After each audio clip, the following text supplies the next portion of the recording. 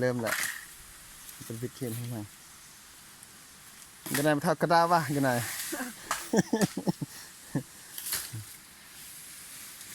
ยืมมาครบเคสกุ้งต้นไส้แล้วยินบ่น้าอ่างว่ะ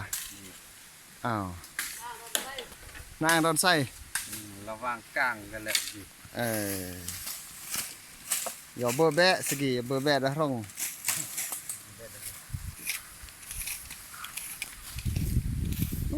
ธรรมชาติอุดมสมบูรณ์อะไรกี่ใช่ที่ไหนขั้นแน่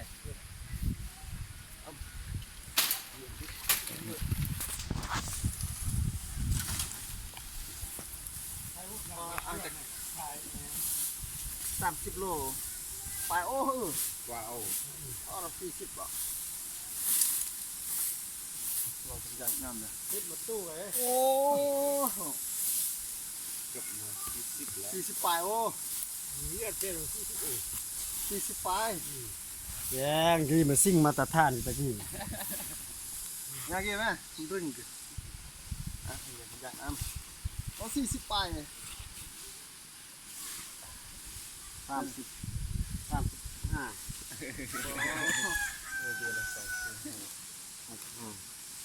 ปาดให้เป็นตัวเลยสัมภาษณ์พ่อแม่กี่เหมือนกูสุขสมจิตเรานี่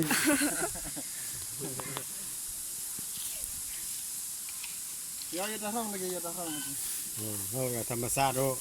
ได้มีจะเล่นข้าวก่อนแล้วมีจะเล่นข้าวย้อน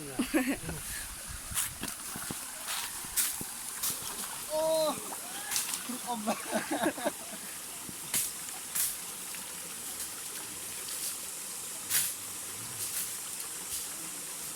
ปอยยังก็เราก็ลดจ้ะกุดรถซิ่งสิไม่ได้บ้ารองตาคำซิ่งเนี่ยเต้าเพื่อนแม่เนี่ยเต้าเลย เสียงซิ่งอ๋อเราอยากตัดน้ำได้เนี่ยคือดินคนที่จะ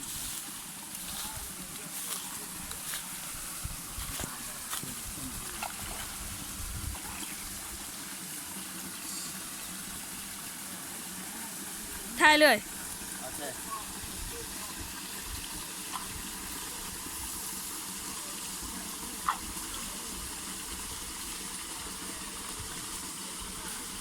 สิบไมล์ถ่ายภาพนิ่งถ่ายวิดีโอโอเคโอ้คุยสมองมาเลยโอ้